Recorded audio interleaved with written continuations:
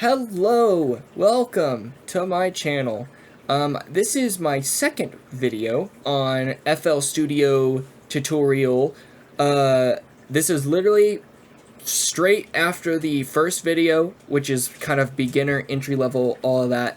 This one is going to be going over some mixing stuff and just some general things where I'm like, yeah, this is important to know if you're starting to use this program. We're going to go to our mixer right now, because I didn't really touch on it in the last video. This is your volume control, so you can really quiet things down, make them a lot louder, all of that. You can sometimes double click to reset it, or you can right click and then click reset. So that's a great way to just reset individual controls. This is the panning. My right ear is loving this right now.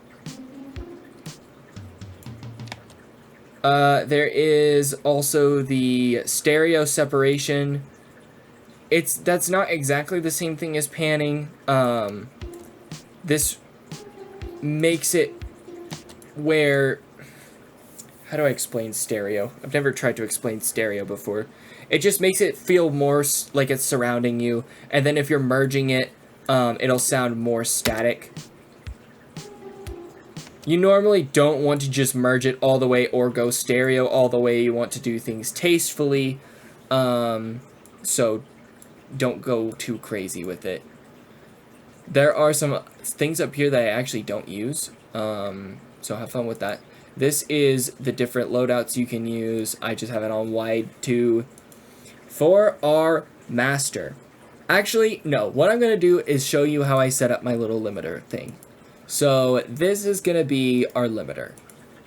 Keeping track of all your things is important, so get in the habit of right-clicking on these inserts and naming and coloring them. It will help you so much. This limiter is going to be our only thing connected to the master channel. We're going to do the master channel as well. Make it a pink color. So here's our drums. Pretend the drums don't exist for now. One thing with this, the channel rack you can do. Oh, here's our automation window, by the way. We're going to go to all. You can see automation clips here. Insert to volume and then tempo. This little link, that's an automation clip. And then with this, audio tracks and the MIDI tracks, they show up like this, where you can send them to an insert because it's music. You're gonna hear something. This doesn't work with audio clips, so if you're dragging in samples, you can't do this. But with MIDI tracks like this, clips, you can right-click on it and click Assign to New Instrument Track. That copies the name and the color over to here. So we have pizzicato strings and the drums. We're going to make this a nicer color than just black. What I like to do with the mixer, we're going to unclick right here. This is our link. If it's not linked to anything, it will still play, but you won't hear it because it's not coming out of the master. What we do is I send things to this limiter track. I designate one track to be the limiter track. We're going to send everything over here. Hey, Editing Jay here. This method that I'm doing where I'm routing these inserts to the limiter is what you would do if you don't want to use buses, which are basically just groups for your different types of instruments. I do go over making buses later in this video, so if you want to use buses, just keep watching, and if you don't, then you've got your method right here. And I keep calling it tracks, but it is called an insert. Notice how it's over here. We're going to go ahead and just do it for these others as well.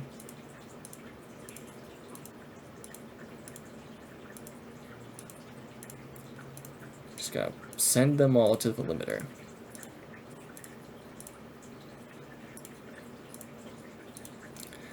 Now that we've got 9 of these sent over here, the limiter is sent to the master. The strings are sent to the limiter, so we have a little chain. It's strings, limiter, master. Now you can hear it. That mutes it. this mutes it, and muting the master mutes everything. It's a link. So, the reason I didn't do the drums is because this is how we're going to sidechain them. Drums are still routed to the master track. What you're going to do, you're going to go to your limiter insert. Right click the arrow and click sidechain to this track. It is called tracks. See, I'm not crazy. Anyways, sidechain.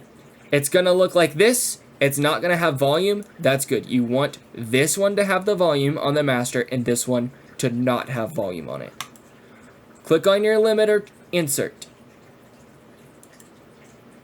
We're going to put in a limiter. It's just Fruity Limiter right here in Dynamics. This is how you can sidechain your music. Click on Comp. This is the compression side. Sidechain. Right click this and click on whatever your drum channel is. Mine is on channel 1, it's Driving with Intent Drum Kit. When you click this now, nothing's going to happen. It's just going to play like normal.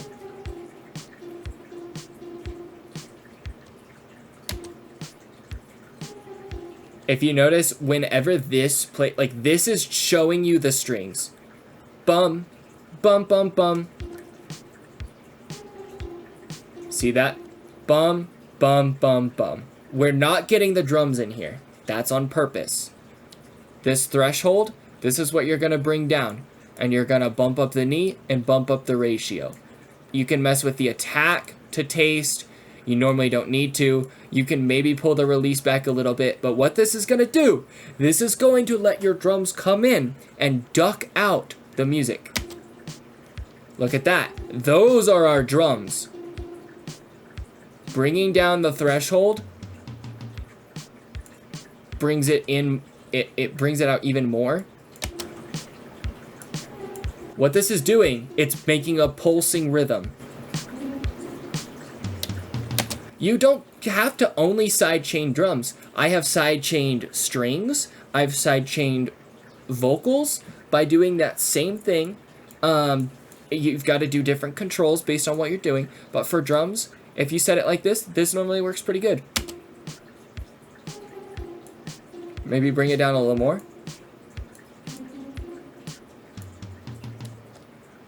You don't want to do this if you have a bunch of hi-hats and cymbals.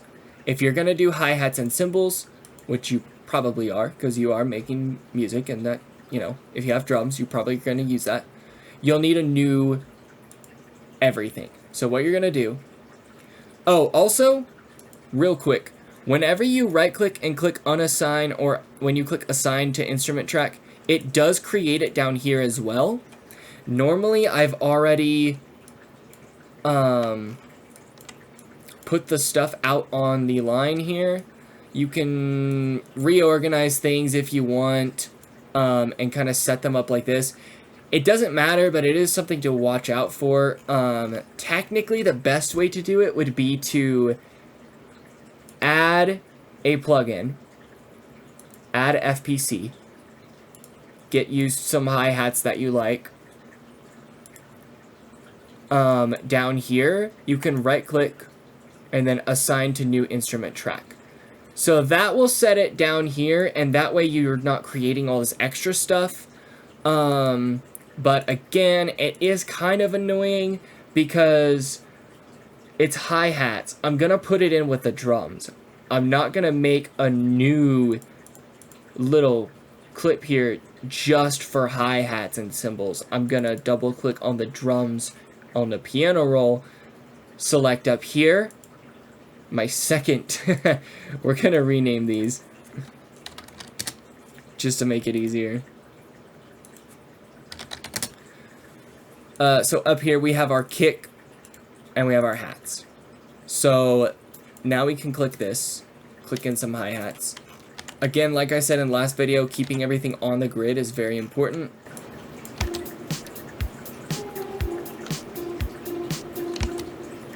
Since we do have separate clips here, we will need to go in, and again, you want to get off of the kick and you want to select the hats.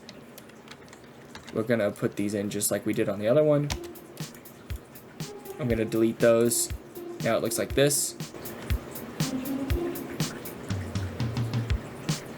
And then we've got our little tempo raise right there. So all of this is going, it's basically like we had in the first video. The reason you don't want your hi-hats on the kick sidechain channel, I'll show you why. This is what's going to happen with our kick sidechain also affecting, also affecting our hi-hats.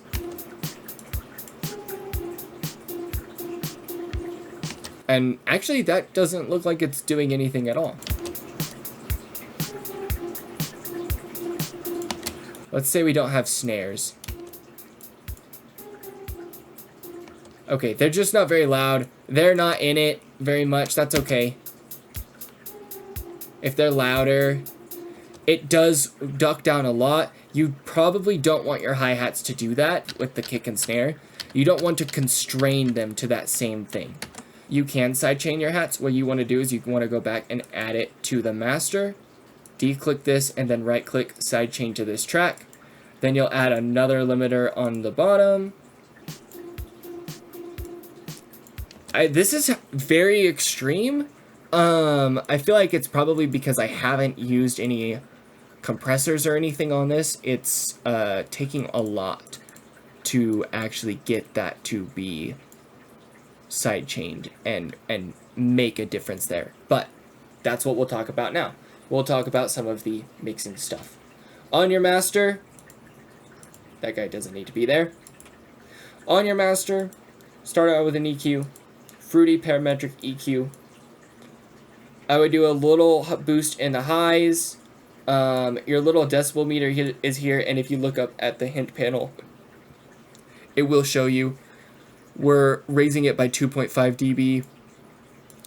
We're going to do it at like 4K or 4,000 hertz. We'll do a little boost in the lows, maybe like around 100, and then a small dip. You can scroll on these circles and make them bigger or smaller. We're just going to do a dip in the middle-ish, around 700.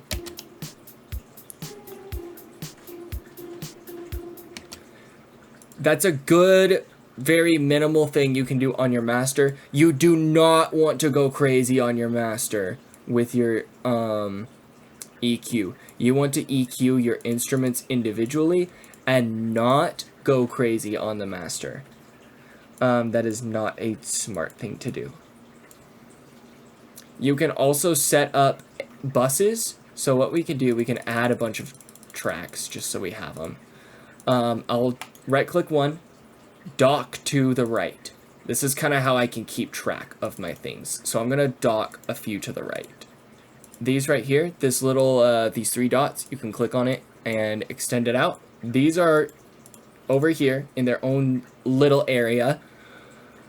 One thing that's good to do, as you start going through your project, you can start routing things. So let's say I'm going to have a bunch of strings. Instead of routing the pizzicato strings to the limiter, we're going to route them to track 31. This is just the one I have over here.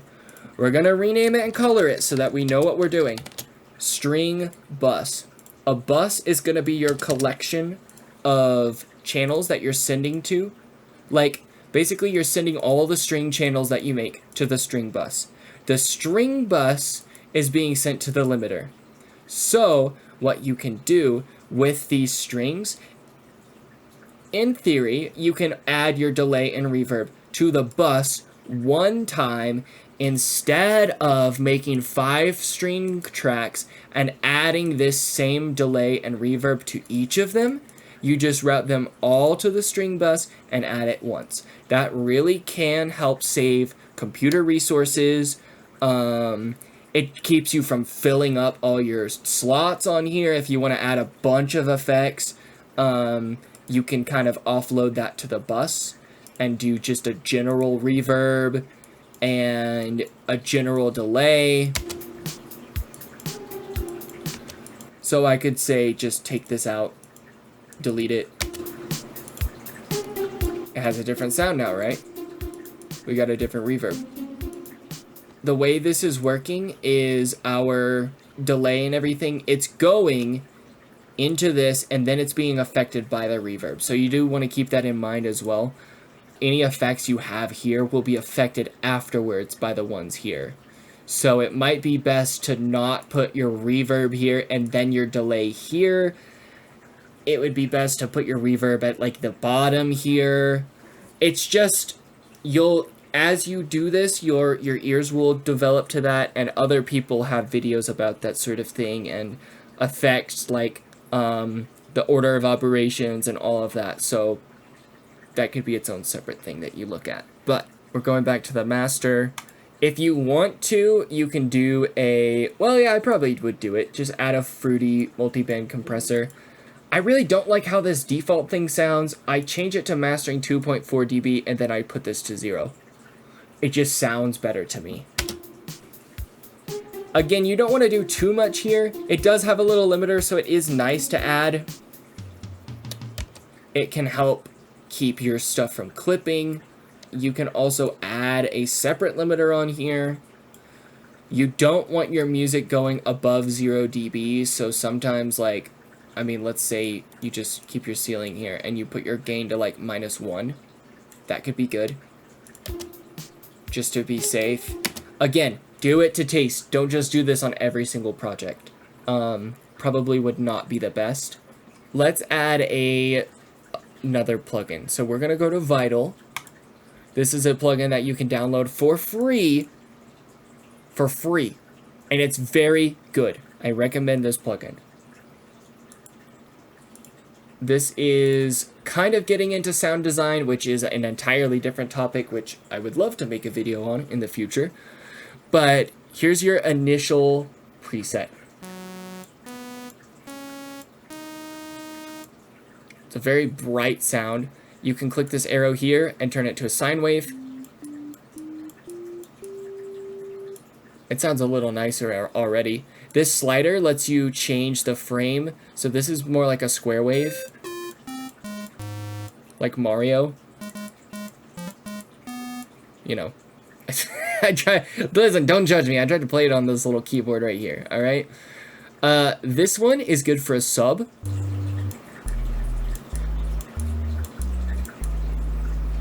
It's a good low sound. You can change the attack. That will make it less clippy at the start.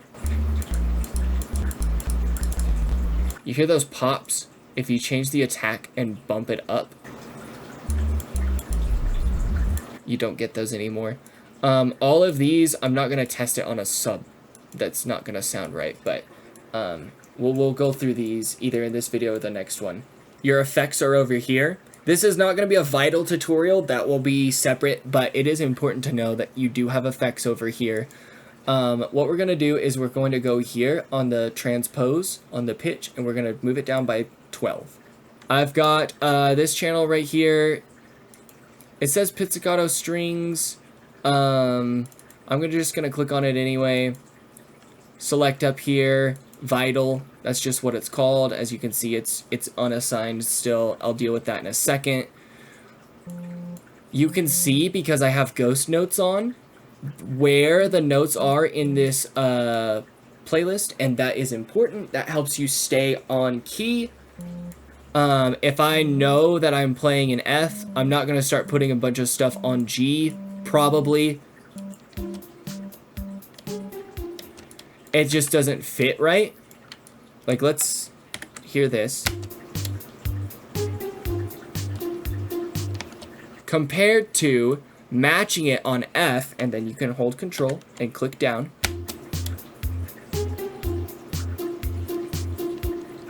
That sounds a lot better because it's the same note and it's in the, it's correct. I guess G is still technically in the key of F, but what I'm saying is you're staying on the same note. You don't want to just have two different notes playing next to each other. It would be better to go up by like 3.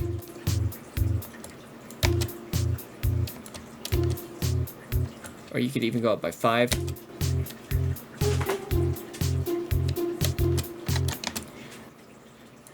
Also, I guess since I went over the sub bass, I will say if you are doing this for real, you'll want to turn down the unison and the phase. Just get rid of it all because sub, you don't need that in a sub. You just want one voice. So, that I just thought I would say that. Now we've got vital here. As you can see, we're going to color it. This is right now assigned to the limiter, but remember we made all these buses earlier, so we're going to send it to this bus. So we've got strings, sub, you can see it right here. Cool, right? Working well. Some little mixing that you can do for subs is get an EQ, bump up the bass, cut out some of the mids. If you want, you can bring out the highs. There's probably not going to be much. We're going to talk about the interactive step sequencer, but I need to add a sample in. So we're going to do that. We're going to grab our sampler, which is here somewhere. Here it is. Sampler. And now we can use our browser. I'm going to go to my starred things and just grab a kick, because I know I have one. So, now, let's say we wanted to make drums like this. I don't do this. A lot of people do, though. You can click right here. So, you can kind of do, like, crazy stuff here. Like, that's a very interesting sounding loop. You've got, it's putting little arrows here. Again, I don't really use this, but you can. I just normally load up a drum kit instead of drum samples, and I just tried it with a kit and it didn't work. So if you would like to try and sketch out your drum ideas with the step sequencer, feel free to do that. We're gonna play kind of what we have so far.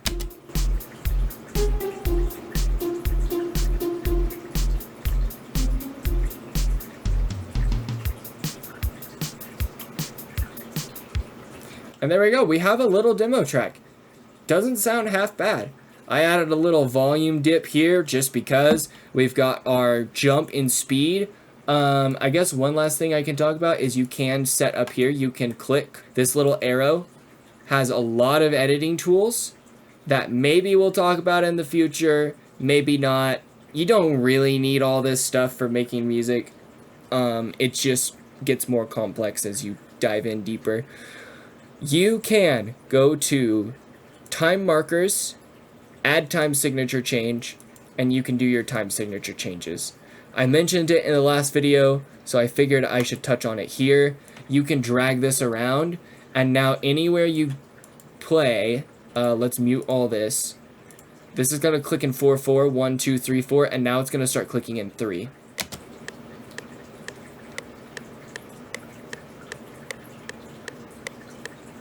Notice that difference there. 1, 2, 3, 4, 1, 2, 3, 1, 2. It goes faster because we have our tempo jump here, but that is a tempo change. You can add another one if you want, or you can just delete it. But yeah, that is part 2 of my little tutorial series that I'm making.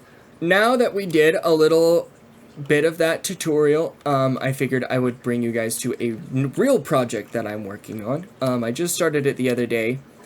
I have done a few things with some plugins that, I mean, they're definitely not free. But this is just an example of what you can use this program to make.